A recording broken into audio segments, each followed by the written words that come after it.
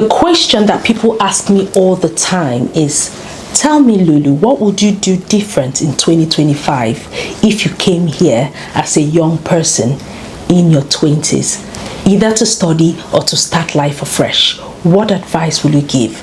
And I'm going to share my thoughts today as bluntly and as direct as I possibly can, with all the best intentions, because guess what?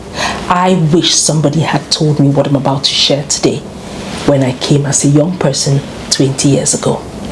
The first thing that I'll say that might rub off in a strange way is our parents back home. I'm talking now, the bulk of my viewers are Africans, so I'm going to address them, and obviously it's from the Caribbeans as well. Our parents, they love us, they want the best for us, but guess what? In 2025, things are so different. When I came here in 2005, it's been 20 years, but life has moved on almost 50 years more.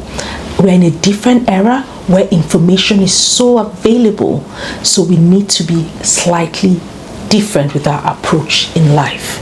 And I'll talk about our parents first, because my advice to my younger brothers and sisters is love your parents, honor them, but in this case of traveling abroad, my sister, don't listen to them, because they'll always give you advice that is archaic, that is not relevant, and might not really be of any help to you in the modern times. The thing that they always said to most of us coming, and this is not having a go at nobody's parents, is they'll ask you to come and do a degree. Okay, I'm not frowning at degrees. Education is really important, but nowadays, let me ask you guys really honestly, how many of us actually use the degrees that we came to study? If they're not very specialist degrees like coming to do medicine where you need to go to university for a set time, or wanting to be a lawyer, a barrister where you have to go to law school after. Most of these generic degrees that we do, English, literature, maths, physics, economics, honestly, in 2025, if you're looking for where to throw money, then do them. Please listen when I'm saying this. Don't misinterpret what I'm saying.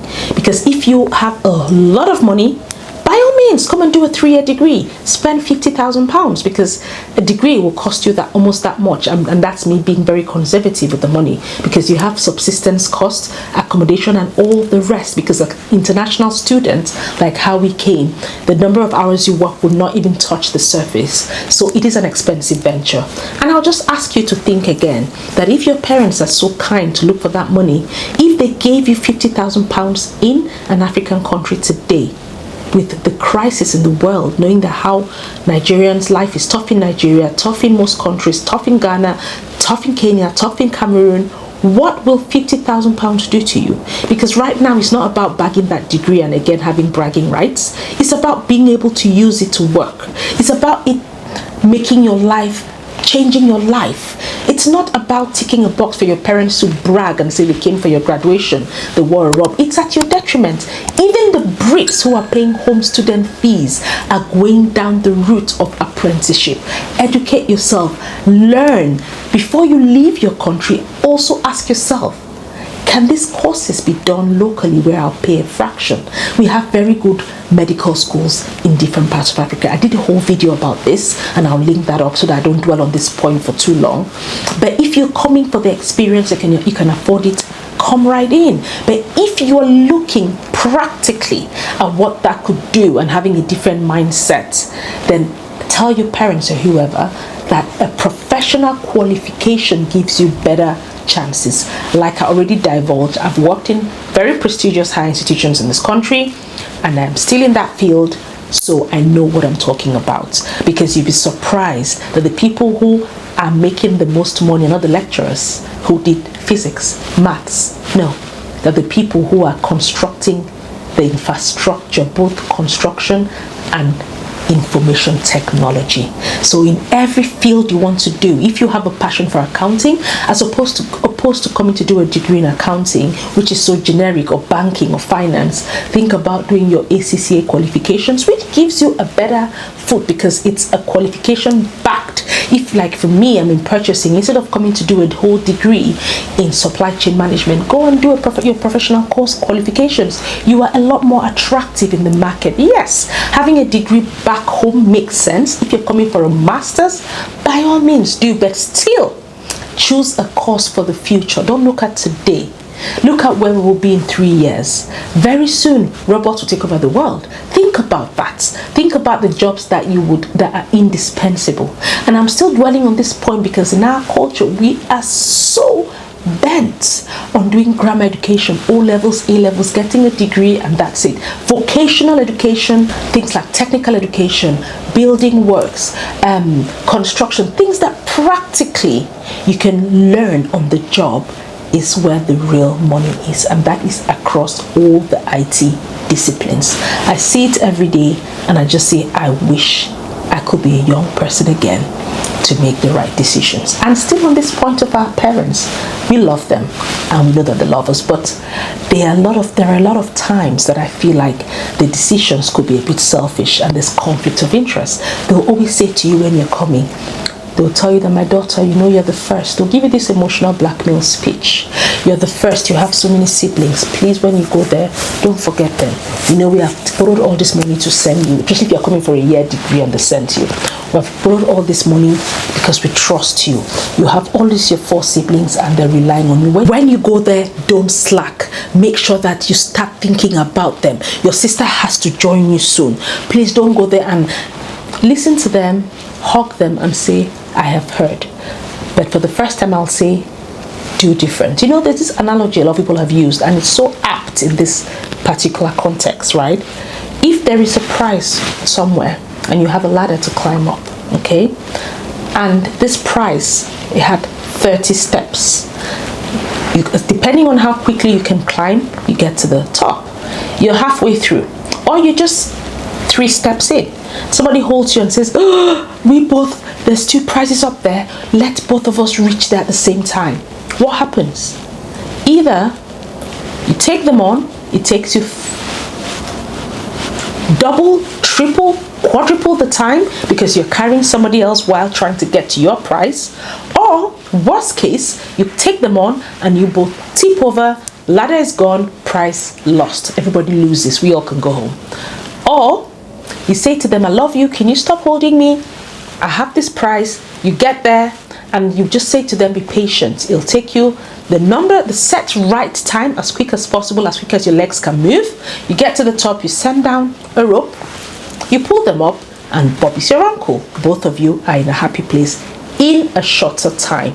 That's exactly how I feel when people say, you're a black person, you're an African, you have responsibilities, and inevitably you have to pay black tax. I have done a whole video on black tax because it is holding us down. So like a young person, do not listen. Listen, but close your ears. And the other thing that I'll say still on this point is people's dreams have been killed because of what the parents say.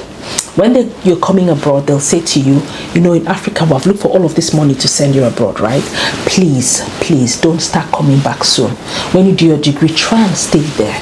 You know, we want to come and carry our grandchildren abroad. We want to come for more, but we want to feel this is them. They might be saying it from a good place, but what about what I want? Because now, even young people have a very good opinion because they research. My kids, I listen to them because my era already is different. There are things that I'll put my feet down that they will never know about, but there are other things that I'll give to them that they are a lot more advanced than we would ever be. Keep your eyes on the goal. What are your plans? Did you plan to come here and stay? If that was the case, you can listen to them either ways if they said that, but have a plan. And that's going to be my next point, is have a goal, have long-term actionable plans that you can take off your list. Oh my God. The second that I decided to start having actionable plans when I came here, it It took me 8 years because I've shared my story like most of us. You take that time, you're literally firefighting. You're literally reacting to one thing. And when I kind of settled, I made a list of things that I had to achieve. I remember saying I had to buy a house in 3 years, and I did it.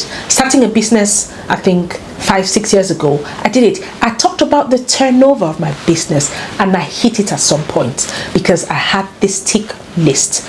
It's never too early to make these plans. If your plan might look crazy 5 years from now, at least it is a plan for 5 years.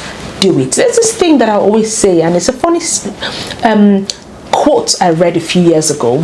The sun is going down, sorry, I'm just trying to shoot this with the natural light after work. The saying, I loved it. It said, my voice is so loud in my head for what I'm doing that I cannot hear what you're saying to me, because that's how you believe in yourself and you have focus. And this is me trusting that your long-term plans are realistic. The third thing that I'll do, it's never too late to start investing. Anybody watching this video, old, young, middle age, you should be investing £1. You know, when I went down this rabbit hole of looking at investments, not necessarily trying to cheat the market. No. I mean long-term dollar cost averaging, where you invest little by little across very stable markets, either trust funds, ETFs, bonds, whatever. I was blown away, and I said, oh my God, even for my kids, if I listen to people. I have somebody who I'm very close to, and she tried to tell me this 25 years ago when the Nigerian stock market became vibrant, and she can retire anytime because she went in early. And I just rolled my eyes. I'm thinking, I don't have money. But the money I spent in useless things, oh my God, useless trips, vanity upon vanity. I keep saying, I wish I started investing early. Even if you come here like a student and you have an allowance from your parents, trust me, save £10 a month and you can increase it. That would definitely give you something. Think about. Just be more financially savvy. I will tell this to my kids already, because I have kids who are old enough, and some of my kids after they're investing, they're just, business savvy. And that's the next point, is think like an entrepreneur. Sorry, I'm shouting because I'm quite passionate about this particular topic. I think when you think like a business person, it rubs off and you make decisions different. I don't necessarily mean that you need to go borrow a lot of capital and start a big business that have incurred all sorts of risk. No.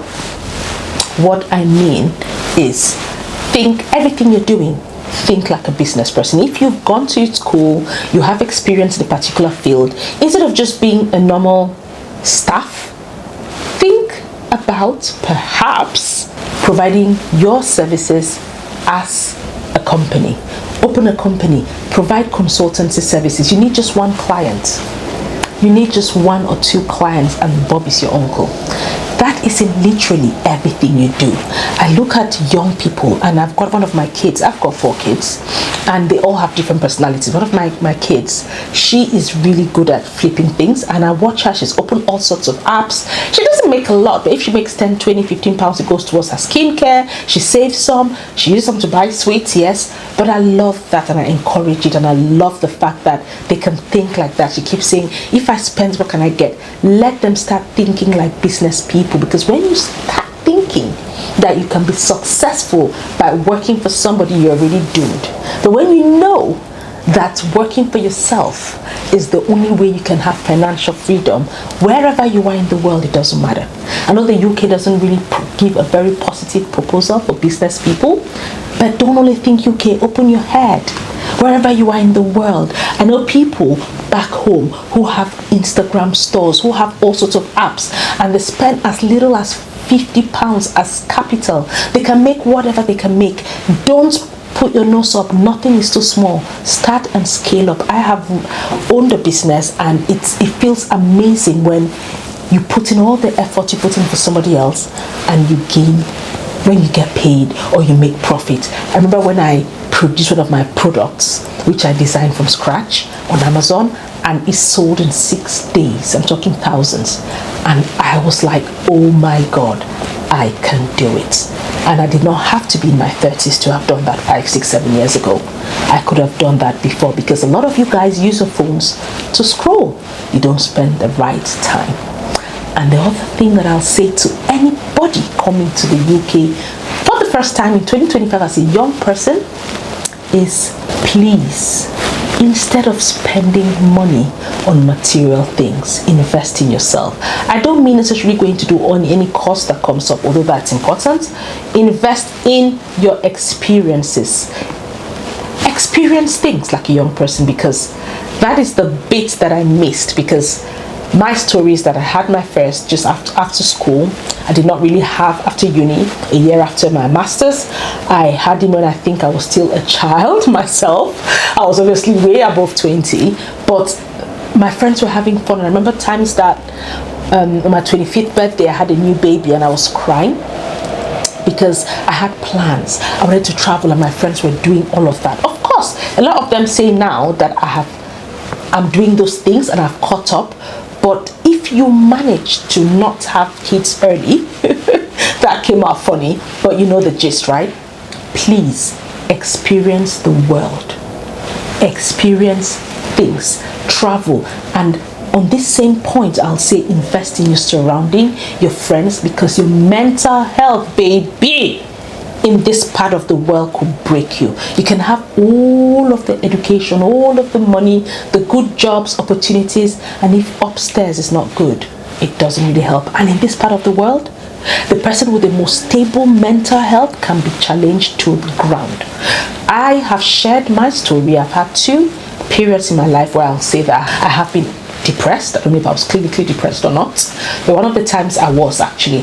When I had my son, it was in the winter months, my first child in this country. I lost it, and I actually remember going home for 7 months, and I gained things, and I decided to move back before I made wrong decisions. But I know that I had a network of people, but I did not invest enough in my mental stability, because wow, I cannot tell you that people break down every day. People do strange things because of the world we live in today. So think about things that will make you happy out of work, because it can be so depressing. It can get so lonely. The weather, there is no proper today is sunny, we're all crazy. The weather is good because you don't get this often.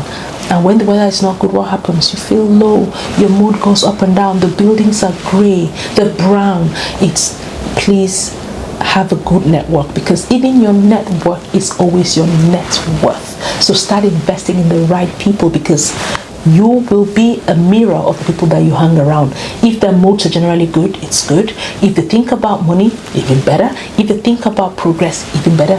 Think about all those things before you connect yourself. If you go hang around with losers, ultimately you'll be one. And my last advice is, like a young person, it's never good enough when you've amassed all these degrees without people's skills. And these people's skills, especially in the workplace, is what determines, is basically the divider. There are people who have all the qualifications, first-class degrees, and have been in the same position for 20 years. They get the same amount of money, no promotion. They can't even be confident enough to move jobs because of expressing themselves in a confident manner. Invest in your skills, especially communication, talking, and being able to make people around you listen. That's where I always come in, and I mentor women on public speaking, because communication in 2025 is of paramount importance. And a lot of us young immigrants, once you've done your degree, you open your mouth somewhere and people start asking, what did you say?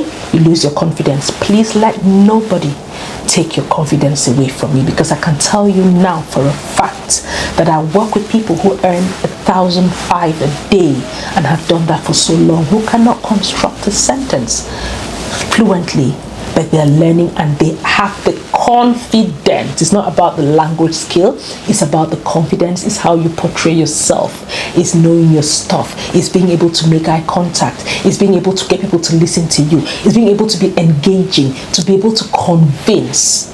And that's something that not everybody's born with, so people have to learn. So you need to invest in yourself, because if you even want to be a business person, you want to pitch yourself, you need that. If you're going to have partners, you need that. If you're going to go to a corporate world 9 to 5, you need that. And again, a lot of us end up in non-skilled jobs because we're so scared to be able to try to change how we sound. You don't have to change your accent, no. You just have to be more articulate. And that's a secret that I wish I knew. But working in the corporate world, and the more I've gone higher up the career, the ladder, I realize that I do less, but I communicate more. And people listen and people get things done. So you don't have to wait to get to my age. As I said, I'm that auntie here who is here to answer all your questions. And if this video has really resonated with you, I did one you will find very helpful. I'm going to pin here after this video, and I'll be shooting a similar video where I'll tell you, if you're older and you're coming to the UK in your 40s in 2025, what will I do different? Like always, my name is Lulu, and this is Lulu Diaries, where I share my opinion, things that I wish I was told, and I tread on topics people don't really like to talk about. I'll see you guys in my next video. Till then, please don't forget to like, subscribe, and I'll see you. Bye bye. Thanks for watching, and I'll see you soon. Bye bye.